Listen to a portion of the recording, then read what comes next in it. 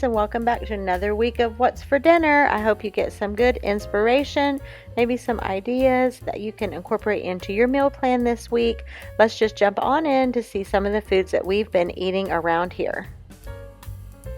Alright, I'm getting ready to make this egg drop soup. I've made this before, but I don't think I showed it. I think I just talked about it.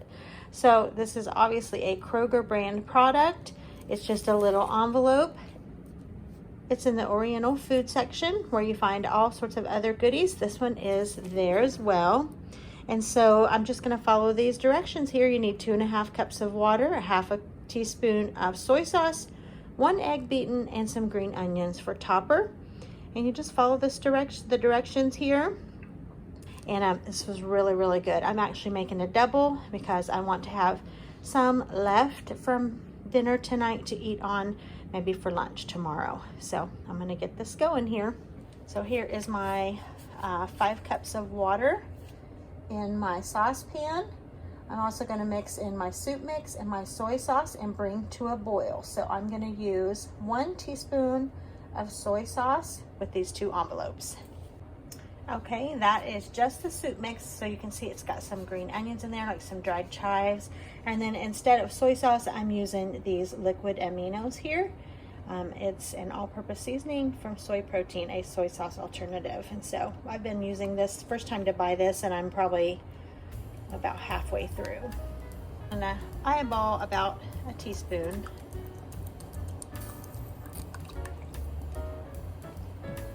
And I'm gonna whisk this together. I am making some chicken fried rice to go along with our egg drop soup. Fried rice only works well when you're using cold rice.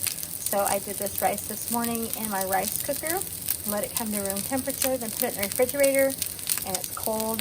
I put a little bit of my Trader Joe's dark infused olive oil in the bottom, and then I'm just frying this rice just a little bit. And then I'm gonna put in my chicken and my veggies. I had some chicken left from when I cooked it up a day or 2 ago. It's gonna be perfect in this fried rice. Okay, I have my 2 eggs here in the middle. Mostly I just used 1, but today I decided to do 2. And I just always tend to make a little well in the center and kind of scramble them just to make sure they're kind of cooked before they get mixed in with all the rice. So I'm gonna let that do its thing, and then my egg drop soup is definitely boiling here. And so now it's time to add in the eggs.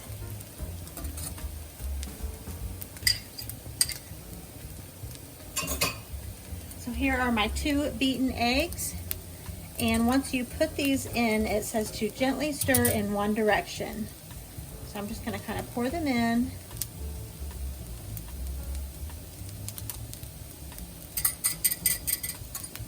And I'm only gonna stir in one direction. Look at that, it comes together pretty quick.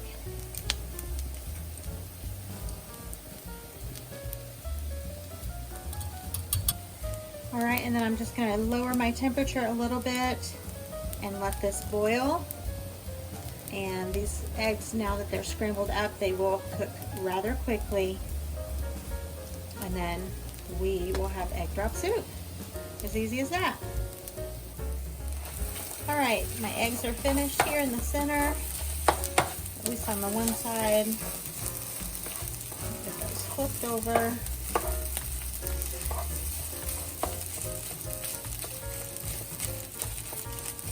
I'm going to go ahead and just mix those in a little bit before I add in my chicken and my other veggies. All right, and here's my chicken and my veggies.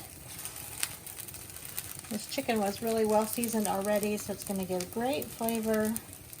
And then I'm going to go ahead and add in my liquid aminos.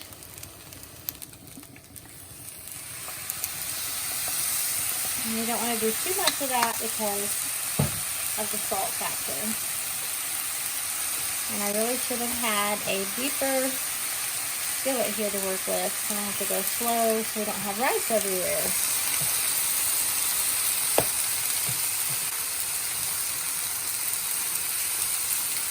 I forgot about having some fresh mushrooms, so I'm going to get those stirred in.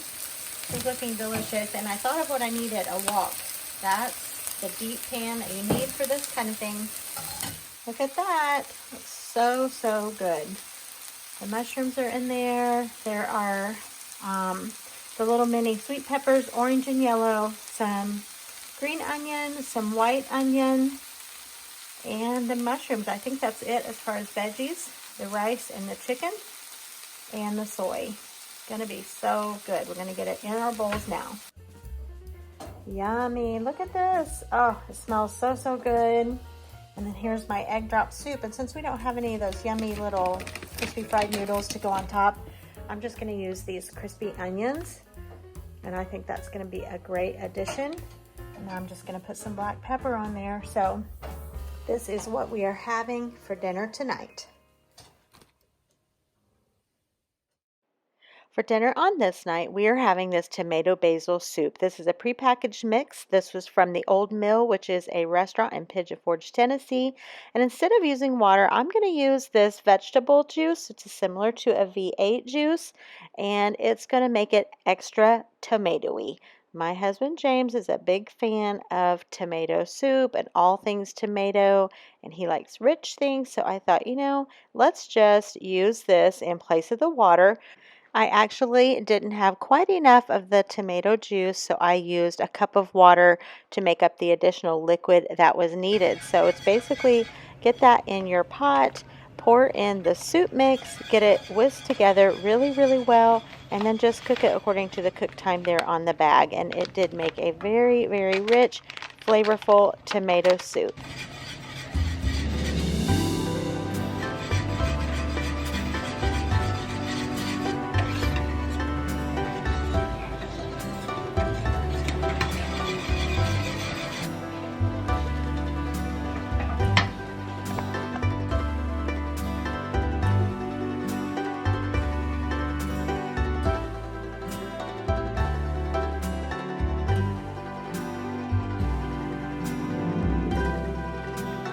And that was it, you guys. We just had this delicious, flavorful tomato basil soup and some grilled cheese for an easy and quick meal.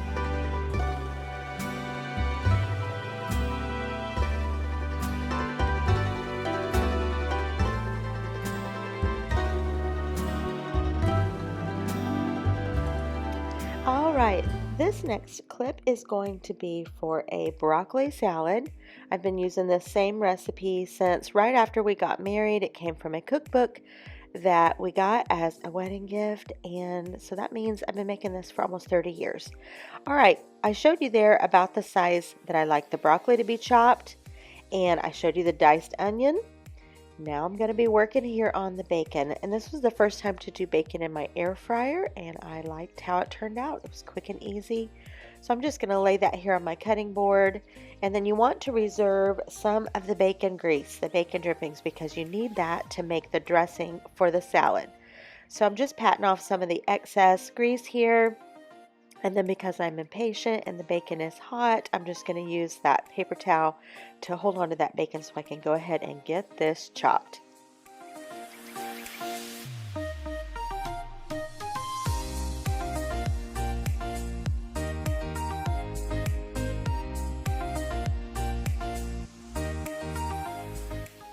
All right, and now I am moving to a bigger bowl. It's my broccoli, my onions, and my chopped bacon. And the dressing starts with a Miracle Whip base. So I have light Miracle Whip. That's what I always buy. I always keep mayonnaise and Miracle Whip because they're so different. Sometimes you need one or the other. To the Miracle Whip, you add sugar, and then you're going to add in some of the bacon fat. And that really makes this dressing so flavorful. So it's 2 tablespoons of that. And the last thing that you're going to add in here is a little splash of white vinegar. I suppose you could use apple cider vinegar as well. And you're going to give that a good stir.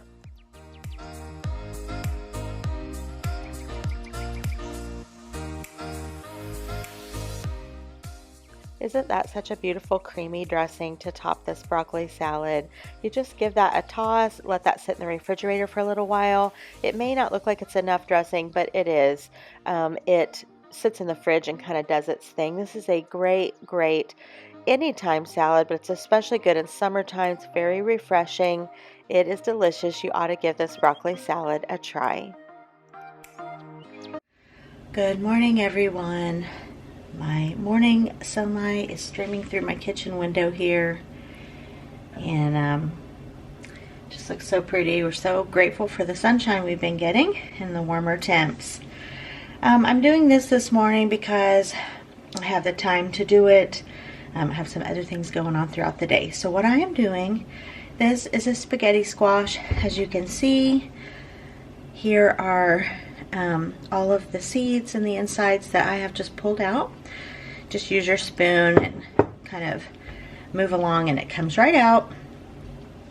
And I'm going to bake these in the oven and have this as part of our dinner for tonight. What's fun about this, today is March 9th. This is from my son Gunnar and Abigail. This is from their garden back in 2020 at garden time. They harvested this. Spaghetti squash can be kept for a good long while if you didn't know that. So if you want to grow these in your garden, we never have. If you want to grow these in your garden, you keep them in a cool, dark place. They will keep and keep and keep. They're just as good as new.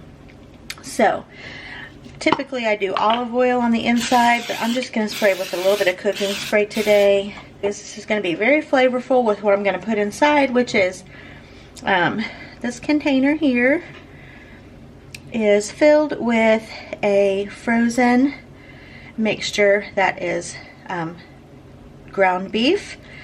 This whole container here was full of garden tomatoes that were frozen. I added those to the ground beef, salt, fresh garlic, and then I just sauteed that all together, and I used a portion of it for a different meal and froze a portion. So I'm going to thaw this out. This is way too much for this, but I'm going to use part of this tonight and part of it for a different meal tomorrow night.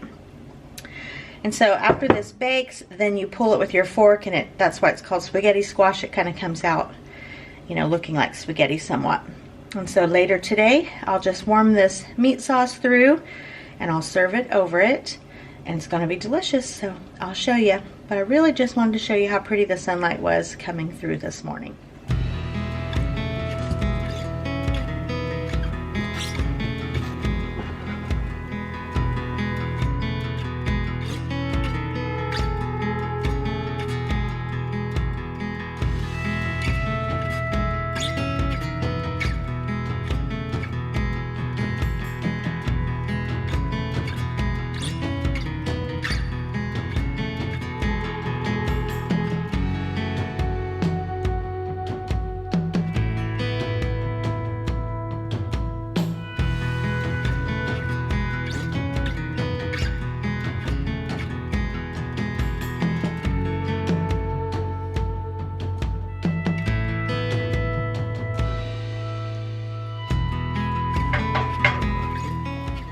Those baked up just wonderfully. Everything's heated through. I'm just going to go in with some of this Trader Joe's onion salt just to give a little sprinkle of flavor and some green on the top.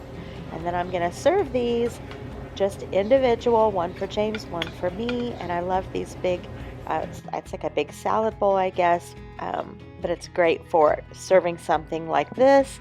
And I just toasted up some bread in our toaster and put some garlic powder on that. That was a quick and easy dinner that day. It was very delicious.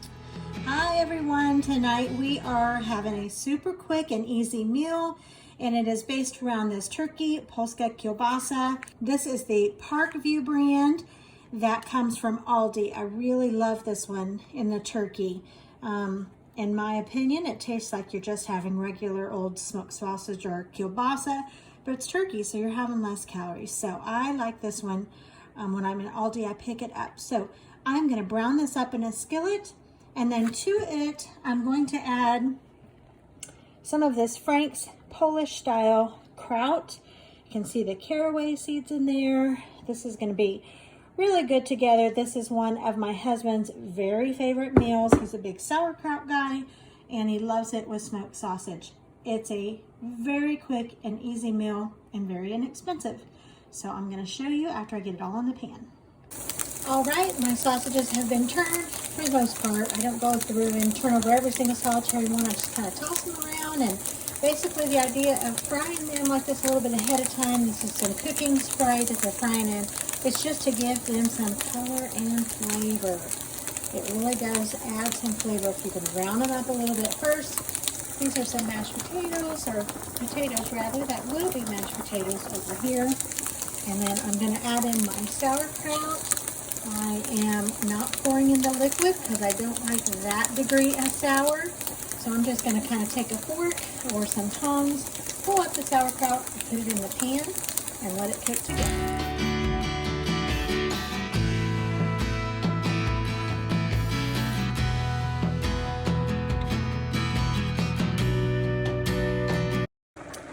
Alright, I've just sprinkled this with some black pepper. After I took all of the sauerkraut and put it on top of the sausages, I drained off all of the liquid, and then I put, I don't know, maybe a half a cup of water in there, kind of shook it around and poured that over top. Now I'm going to add in some brown sugar, and this is just, a tablespoon. So I'm going to do maybe 2 of these.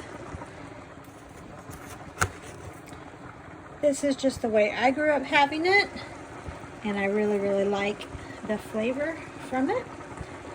And so I'm going to let this cook together. Okay, and here is the finished plate. Mashed potatoes, smoked sausage, smoked turkey, kielbasa actually, corn, and some fresh tomato and onion slices. And that's for dinner tonight. We've reached the end, you guys. We're finishing out this video with some homemade blueberry pancakes. Look at the size of those blueberries.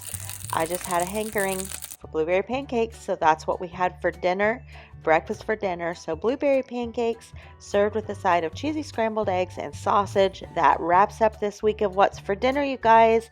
I thank you so much for watching. If you haven't subscribed, hit that red subscribe button, hit the thumbs up, and come on back next week to see what we had for another week of What's for Dinner. Thanks for watching. Bye-bye.